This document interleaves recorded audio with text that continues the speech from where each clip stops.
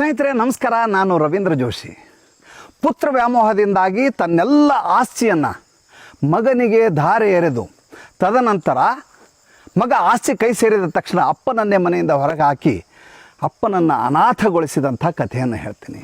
ಹೀಗೆ ಅನಾಥಗೊಂಡ ತಂದೆಯ ಹೆಸರು ವಿಜಯಪತ್ ಸಿಂಘಾನಿಯಾ. ನೀವು ಕೇಳಿದ ಹೆಸರು.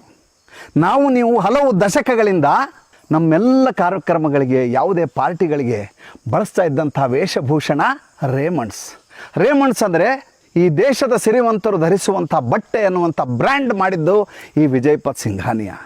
1960ರಲ್ಲಿ ಆ ಕಾಲದಲ್ಲಿಯೇ ಮಲಬಾರ್ ಹಿಲ್ಸ್ನಲ್ಲಿ 14 ಅಂತಸ್ತಿನ ಮನೆಯನ್ನು ಕಟ್ಟಿ 10,000 ಕೋಟಿ ರೂಪಾಯಿ ಟರ್ನ್ ಓವರ್ ಮಾಡಿದ ವ್ಯಕ್ತಿ ಈ ವಿಜಯಪತ್ ಸಿಂಘಾನಿಯಾ. ರೇಮಂಡ್ಸ್ ಹೆಸರು ಯಾರಿಗೆ ಗೊತ್ತಿರಲಿಲ್ಲ ಹೇಳಿ? ಇವತ್ತು ನೂರಾರು ಬ್ರ್ಯಾಂಡ್ಗಳಿವೆ, ಆದರೆ ಕಳೆದ 50 ವರ್ಷಗಳಿಂದ ಮೆರೆದಂಥ ಏಕಮೇವ ಬ್ರ್ಯಾಂಡ್ ಯಾವುದಾದ್ರೂ ಇದ್ದರೆ ಅದು ರೇಮಂಡ್ಸ್ ಮಾತ್ರ. ಅಂಥ ಬ್ರ್ಯಾಂಡನ್ನು ಸೃಷ್ಟಿಸಿದ ವ್ಯಕ್ತಿ ಮಗನ ಮೇಲಿನ ಮೋಹದಿಂದಾಗಿ ಅನಾಥನಾಗಿ ಒಂದು ಸೊಸೈಟಿಯಲ್ಲಿ ಬಾಡಿಗೆ ಮನೆಯಲ್ಲಿ ಇವತ್ತು ಇದ್ದಾರೆ ಅಂದರೆ ನೀವು ನಂಬಲಿಕ್ಕೆ ಸಾಧ್ಯ ಇಲ್ಲ. 1960ರಲ್ಲಿ 14 ಅಂತಸ್ತಿನ ಮನೆಯನ್ನು ಹೊಂದಿದ ವ್ಯಕ್ತಿ 2007ರಲ್ಲಿ ಅದೇ ಮನೆಯನ್ನು ಕೆಡವಿ ಹಾಕಿ 36 ಅಂತಸ್ತಿನ ಮನೆಯನ್ನು ಮಾಡ್ತಾರೆ. ಅತ್ಯುತ್ಕೃಷ್ಟವಾದಂಥ ವಾಸ್ತುಶಿಲ್ಪ, ಸುಂದರವಾದ ಮನೆ, ಆದರೆ ಮನಸ್ಸು ಒಡೆದ ಕನ್ನಡಿ. ಮಗನ ಮೇಲಿನ ಮೋಹದಿಂದಾಗಿ ಗೌತಮ್ ಸಿಂಘಾನಿಯಾ ಅವರ ಮಗನಿಗೆ ಎಲ್ಲ ಆಸ್ತಿಯನ್ನು ಗಿಫ್ಟ್ ಡೀಡ್ ಮಾಡಿ ಕೊಟ್ಬಿಡ್ತಾರೆ. 36% ಶೇರ್ಗಳನ್ನು ಟ್ರಾನ್ಸ್ಫರ್ ಮಾಡ್ತಾರೆ. ಮನೆಯನ್ನು ಅವನ ಹೆಸರಿಗೆ ಬರೆದಾಕ್ತಾರೆ. ಯಾವಾಗ ಎಲ್ಲ ಆಸ್ತಿ ತನ್ನ ಕೈ ಸೇರಿತೋ ಗೌತಮ್ ಸಿಂಘಾನಿಯಾ ತನ್ನ ಅಸಲಿ ಮುಖವನ್ನು ತೋರಿಸ್ತಾನೆ. ಅಪ್ಪನನ್ನೇ ಮನೆಯಿಂದ ಹೊರಗೆ ಹಾಕ್ತಾನೆ. ಹೇಗಿದೆ ನೋಡಿ. ಹೀಗೆ ಒಂದು ಕಡೆ ವಿಜಯಪತ್ ಸಿಂಘಾನಿಯಾ ಬಾಡಿಗೆ ನಿವಾಸದಲ್ಲಿದ್ದರೆ, ವಿಜಯಪತ್ ಸಿಂಘಾನಿಯಾ ಸೋದರ ಅಜಯ್ಪತ್ ಸಿಂಘಾನಿಯಾ ಕೂಡ ಕೋರ್ಟಿಗೆ ಮೊರೆ ಹೋಗಿದ್ದಾರೆ. ಹಾಗೂ ಆತನ 2 ಮಕ್ಕಳು ಮತ್ತು ಹೆಂಡತಿ ವೀಣಾದೇವಿ ಕೂಡ ಕೋರ್ಟಿಗೆ ಹೋಗಿ ತಮ್ಮ ಆಸ್ತಿಗಾಗಿ ಕೈ ಚಾಚ್ತಾ ಇದ್ದಾರೆ, ಮೊರೆ ಹೋಗುತ್ತಾ ಇದ್ದಾರೆ.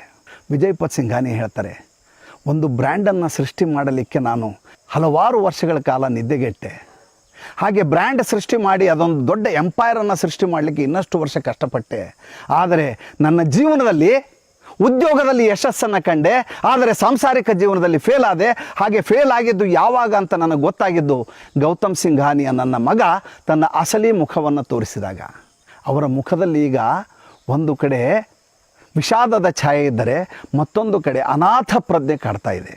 ಯಾವುದೋ ಒಂದು ಮಧ್ಯಮ ವರ್ಗದ ಸೊಸೈಟಿಯಲ್ಲಿ ಜೀವನ ಮಾಡ್ತಾ ಇರುವಂಥ ವಿಜಯಪತ್ ಸಿಂಘಾನಿಯಾ ಇವತ್ತಿನ ಹಿರಿಯ ನಾಗರಿಕರಿಗೆ ಹೇಳ್ತಾರೆ, ದಯವಿಟ್ಟು ಮಕ್ಕಳನ್ನು ಮೋಹಿಸಿ, ಆದರೆ ನಿಮ್ಮೆಲ್ಲ ಆಸ್ತಿಯನ್ನು, ನಿಮ್ಮ ಭದ್ರತೆಯನ್ನು ಸ್ಟೇಕ್ನಲ್ಲಿಟ್ಟು ನೀವು ಬೀದಿ ಪಾಲಾಗುವಂಥ ಪರಿಸ್ಥಿತಿಯನ್ನು ತಂದ್ಕೋಬೇಡಿ.